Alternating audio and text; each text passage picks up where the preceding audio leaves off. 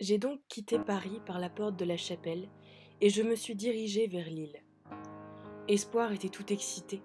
Il n'avait jamais été dans une voiture et il découvrait de toutes nouvelles sensations. Son plaisir et sa joie me faisaient me sentir mieux après la scène d'horreur que j'avais vue en quittant Paris. L'autoroute était pleine de voitures accidentées. Des camions étaient rentrés dans des voitures. Des bus avaient été renversés par le choc et des corps sans vie gisaient un peu partout. Je roulais doucement et calmement pour m'assurer que ma voiture ne rencontrerait rien de dangereux ou qui pourrait casser ma voiture. J'ai roulé plusieurs heures à 30 km/h, slalomant entre les voitures et les cadavres sur la route. Puis, au petit matin, j'ai décidé de m'arrêter sur le bord de la route, de manger un peu et de faire une petite sieste afin de repartir en pleine forme. J'ai relativement bien dormi, malgré quelques engourdissements au réveil. Il a fallu que je m'étire un instant afin de pouvoir bouger mon bras correctement. Espoir, lui, était encore complètement assoupi lorsque j'ai démarré le moteur. J'ai alors vu, au milieu de nulle part, au beau milieu de l'autoroute, une petite fille courait vers moi. Elle n'avait pas l'air infectée, et elle avait surtout l'air terrorisée. J'ai vu son regard se poser sur ma voiture, qui était la seule en bon état sur la route. Puis son regard s'est posé sur moi. Elle savait. Elle avait compris que je n'étais pas infectée. Elle s'est précipitée vers moi et a tapé frénétiquement à la porte. Je ne savais pas s'il fallait que je lui ouvre ou non. J'avais peur. Je n'avais pas envie de me mettre en danger et de prendre le risque de mourir maintenant. Elle pleurait et criait de l'autre côté de la vitre.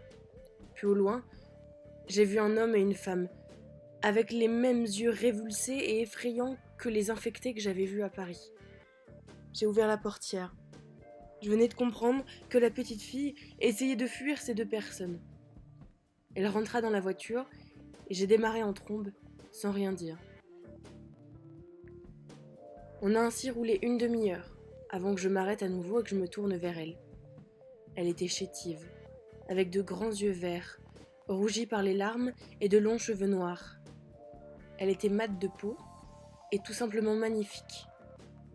J'avais rarement vu une petite fille aussi magnifique qu'elle. Je lui ai tout d'abord demandé son prénom, puis son âge, et j'ai essayé d'en savoir un peu plus sur elle. Elle s'appelait Hermione. Ses parents étaient apparemment de fervents fans d'Harry Potter. Elle avait 10 ans et était incroyablement intelligente pour son âge. Ça m'a surpris. Elle m'a expliqué que les deux personnes qui lui couraient après étaient ses parents. Ils avaient été infectés en arrivant près d'une crevasse sur l'autoroute. Ils étaient descendus jeter un œil pour savoir comment la contourner et s'étaient retournés vers la voiture avec des yeux révulsés. Elle avait vite compris la situation et avait fui le plus vite possible loin de ses parents qui ne la voyaient plus que comme une chose à détruire. Elle ne m'en voulait pas apparemment d'avoir mis du temps à ouvrir la portière, car elle aurait probablement fait pareil selon elle. Aux environs de Lille, l'autoroute était étrangement plus dégagée et nous avons donc pu rouler plus vite. Nous sommes entrés dans la ville à la recherche d'un magasin de sport ou d'un magasin de bricolage. En effet, après l'incident près de porte de la Chapelle et l'incident avec les parents d'Hermione, nous avions décidé de trouver de quoi nous défendre. Le décathlon que nous avons trouvé était morbide. Il y avait des cadavres un peu partout et l'odeur était pestilentielle. On a trouvé un club de golf et une batte de baseball. Elle ne serait pas en mesure de les manier, mais comme elle restait près de moi, je saurais la protéger. On a ainsi décidé de retourner directement à la voiture sans passer par un magasin de bricolage, comme nous l'avions prévu. On a préféré prendre le moins de risques possible. Une fois retournés dans la voiture, nous avons mangé et nous avons repris la route vers Dunkerque. Je commençais à fatiguer et le temps se gâtait. Espoir gémissait parce qu'il voulait sortir de la voiture et Hermione s'était mise à pleurer puisqu'elle commençait à réaliser qu'elle ne verrait plus jamais ses parents et qu'elle était désormais seule. Elle avait un grand frère apparemment, mais il vivait à l'étranger et elle ne le connaissait pas beaucoup.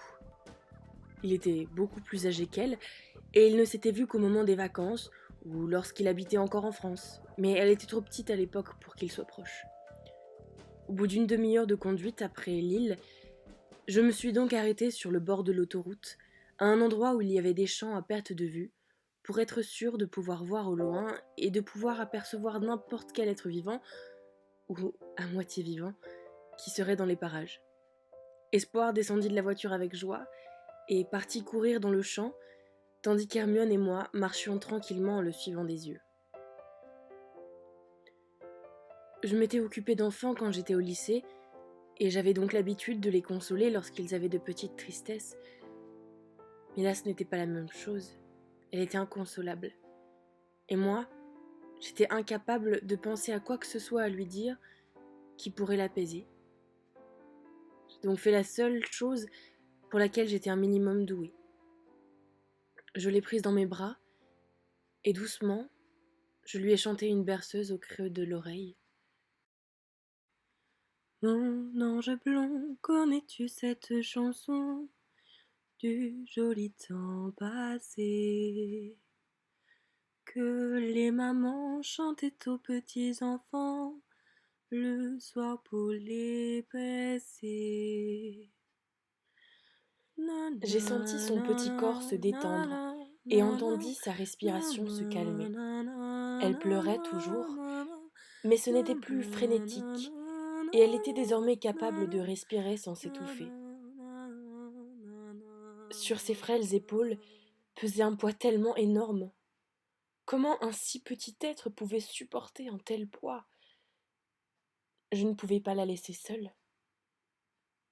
Lorsqu'elle s'est finalement complètement calmée, j'ai appelé Espoir et nous sommes remontés dans la voiture pour reprendre la route.